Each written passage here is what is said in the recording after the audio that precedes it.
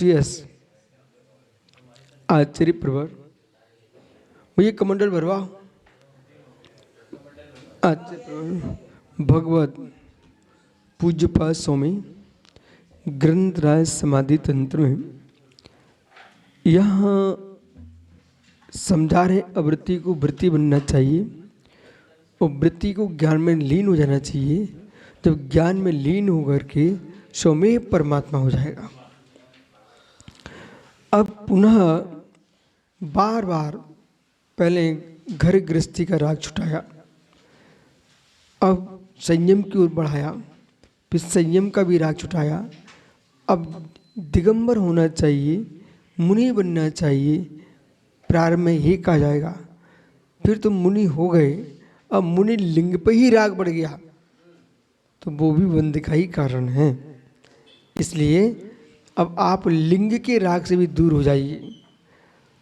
सोने की कटोरी में खीर खाइए तो सोने की कटोरी की महिमा गाई जाएगी। जब खीर आ चुकी है, अब खीर की महिमा गाओ, कटोरी में तो रख के खाओ। और खीर खप जाए ना तो कटोरी को भी खा के मत बैठ जाए ना, सरका देना लगा हटाओ। ठीक है, यही दृष्टि है। लिंगम दयास्तम दृष्टम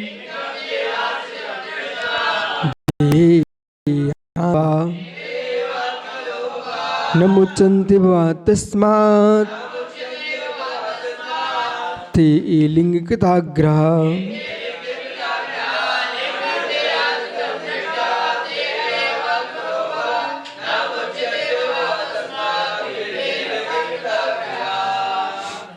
लिंग गृही लिंग पाखंडी लिंग। गृही लिंग प्रथम प्रथमा से क्षुल्लक एलक एक गृही लिंग है।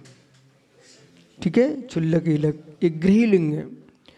और पाखंडी लिंग यानी दिगंबर मुनि, एक कुंद कुंद स्वामी ने पाखंडी लिंग यानी मुनिराज गुरु।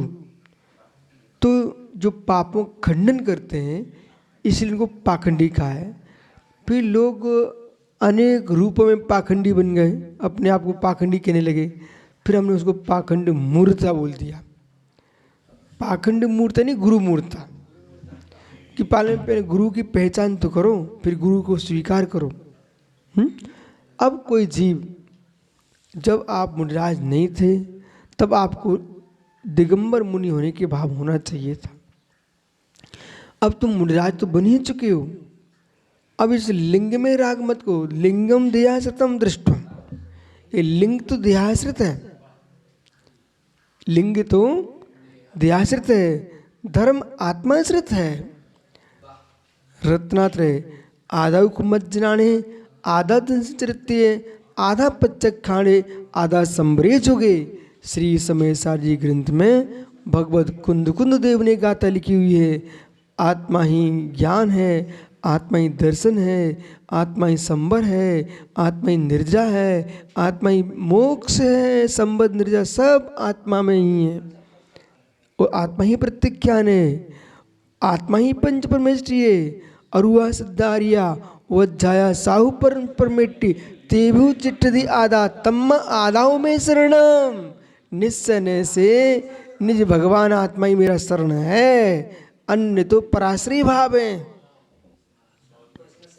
इसलिए और ऋणतम नबट्टी अपान मोतु अनिदव्यमी तम्मा तत्ति मय्यो होधी मोक्ष कारण आधा। हे भव्य जीव समझ, रत्नात्रय आत्मा को छोड़ कहीं होता नहीं है। न खेतों में, न खलिहानों में, न पर्वतों में, न नदी के किनारे, न वृक्षों पर, न गुफाओं में। इसलिए तुम कहाँ भटक रहे हो। ये राकेश पंडित जैसे बहिरात्मा लोग कहते हैं जंगलों में जाओ महाराज, जंगलों में। अरे जंगलों में भगवान आत्मा मिलती होती तो बंदर भालू को मिल जाती। न जंगलों में, न मंदिरों में, न मठों में। आत्मा धर्म तो निज के भीतर है, वे बहिरंग आश्रयभूत हैं। ओ हो, धन्य में जीव, धन्य में विद्वान, जो धरती के देवता निर्गंत मुनियों के चरणों में अपना श्रद्धा सुमन चाहते हैं। वे भव्य पंडित विद्वान भविष्य के भगवान बनने वाले हैं। जो मात्र यूं कहें क्यों आपको बोध होना चाहिए है। लिंगम देहाश्रितम दृष्ट्वा, लिंग तो देहाश्रित है, इसलिए इसकी राग में लिप्त मत हो जाने समकित सागर जी। परंतु बिना लिंग के आत्मा की अनुभूति होगी नहीं, ये भी ध्यान रखना भैया। वो दोना है, वो चाट नहीं है, पर चाट खाने के लिए दोना चाहिए पड़ता है, ठीक है। कटोरा दूध नहीं है, पर दूध पीने के लिए कटोरा चाहिए पड़ता है। इसलिए लिंगम देश नृत्य ये बात में हुआ। तो देहास जो लिंग है, शरीर ही आत्मा करके जो संसार में, तस्मात लिंग कृताग्रह, जिनको लिंग का आग्रह बैठा हुआ है, भाई भेद से ही मोक्ष मार रहे हैं, मात्र मात्र शब्द जोड़ के रखना, भाई भेद से ही मोक्ष मार रहे हैं, उन्हें मोक्ष मिलने वाला नहीं है। पर जो सम्यक दर्शन ज्ञानचार्य की व्याख्या करके ही मोक्ष जाने वाले हैं, वे कभी मोक्ष जाने वाले नहीं हैं।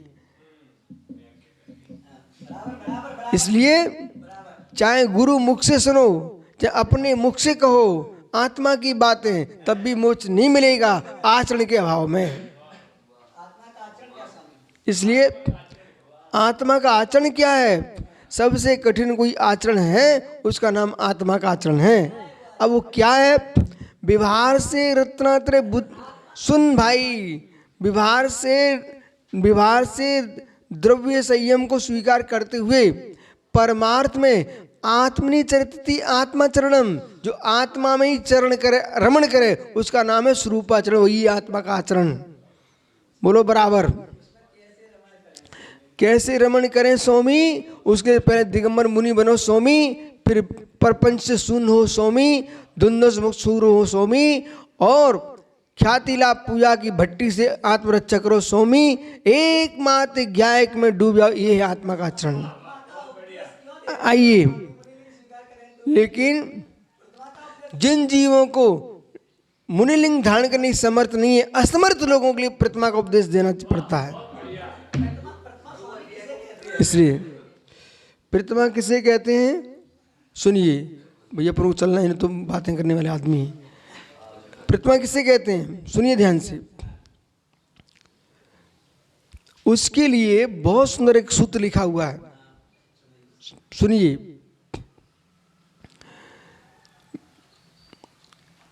विषय भोग से अरुचि, समझ में आ रहा है? उदय प्रतिज्ञा को भयो ताको प्रतिमा नाम। विषय कसाय से अरुचि होकर के और प्रतिज्ञा धारण करने का जो उदय आया है, और संयम अंश जगो जहां भोग अरुच परिणाम, उदय प्रतिज्ञा को है प्रतिमा ताको नाम। ठीक है, तो हमारे गुरु ने सब पढ़ाया है, हमने पढ़ा है, हमने सुब्रसा ने भाग पढ़ाना शुरू किया, सब भग गए। ठीक है, हमने पहले भाग से लेकर के 4 भाग पूरे पढ़े, रटे। ऐसे नहीं सिद्धांत प्रवेश का हमने रटी, ऐसी पढ़ाई नहीं करी। ठीक है, तो अब ये इनको पढ़ा सिद्धांत प्रवेश का, मन ही नहीं लग रहा तो क्या पढ़ाओ। इसलिए संयम अंश जगो जहां, अब अंश शब्द का प्रयोग क्यों किया? क्योंकि देश व्रत है, इसलिए अंश शब्द का प्रयोग किया है। संयम अंश जगो जहां भोग अरुच परिणाम, भोगों से अरुचि। अब नई नई रुचि बन रही है, उनको पंडित जी साहब हैं हमारे, उन्हें धनिया के पत्ती के भाजी की भजिया खाने की इच्छा हो रही है। अब भोग अरुचि परिणाम कहाँ से हो रहे हैं? तो भोग अरुचि परिणाम, भोगों से अरुचि होना चाहिए। अब नए नए शौक चढ़ रहे हैं, कलीदरो खाने उन्हें, अब भोग अरुचि परिणाम तो भोग रुच परिणाम उदय प्रतिज्ञा को भयो प्रतिमा ताको नाम, इसका नाम प्रतिमा है। परंतु ये जब होगा तो व्रतों का पालन नियम से करेगा। अब पंडित जी अपनी ये देश चारित्र है, खुश रहो। तो न मुंचते भवा तस्मात्, सुनिए भाई महात्माओं, जिन जीवों को सारस्वत जी न मुंज व तस्मा लिंग कृताग्रह, जिनको अपने लिंग का भी आग्रह बेटा, हम दिगंबर हम दिगंबर हम दिगंबर, ये राग भी तो मोच नहीं दिलाएगा। ये दिगंबरत्व का राग भी हटाना पड़ेगा दिगंबर होकर के ही। ये भी ध्यान रखना, राकेश पंडित जी को तो अपन को बिल्कुल संभाल के रखना है। दिगंबर होके ही दिगंबरत्व का राग हटेगा। नमो रिंता नमो सिद्धा नमो निश्चय सांगे विचार।